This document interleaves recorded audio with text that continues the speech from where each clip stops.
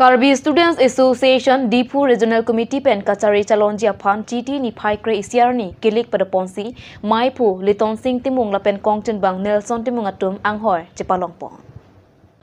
surihini ra ingkora ket hompen surihini ra ingkora pho ningkan ke thama baha Karbi lo charya song Diphu Regional Committee mesen pen keja ponji aphan pura kedam tangarani nomination alo jok ponsi GT ni phai kre isiar ni mesen pen kilik pada pong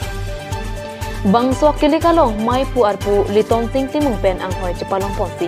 non kibang jilang arani kithormi ari soi jang atung lu ke chali ahin kam thor pon thekji lapen det long ria kisung jat semet aduya hoya puthak tame ar jap thi pen chesong ponchi pusi nam chak ti po TDP atum lapen regional along claim bang atum nangkang hon lapen ning nang ka che the pen neli pham nangkang wai pon apot kachro along thi chepaklang Jadi tom pini Diphu Regional Committee dan 4 Regional Committee pini election pada pondo.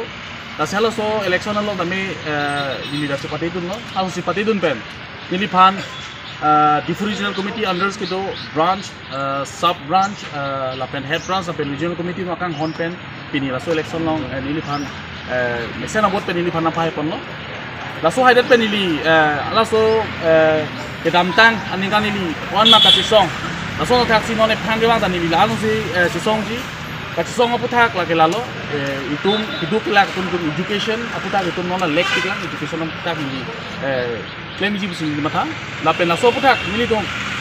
Karbi long wilong kopi ma border issues pen nanglok Karbi yang long social evil pen nanglok kadu kabi akan ngoson an apa itu mesen atau warki wanki pansi ini itu malah so agak cisik bang dola so cisik keteng si non kan ini yang bon itu tampil seperti dalam kongsi banget seperti long ini kami dak sub branch mana head branch atau mil pada cinghon penalang ni klaim pun tek jip kamu thap ini konsep ini pakai pano masih kebang jilangan ini nistab ini kami keceng si bangke priority kipi pon di bangke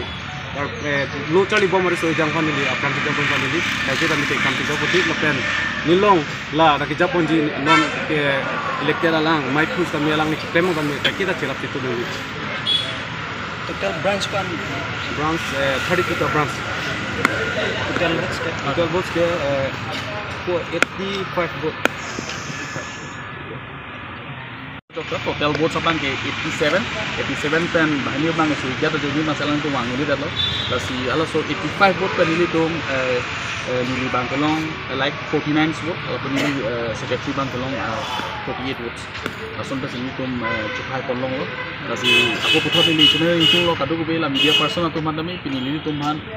hadir pen pucini penali tuh kewang nang hundi penili tuh man baik saya pot kado gue lah media penelitian orang nili hendak ni asal sili paten kasih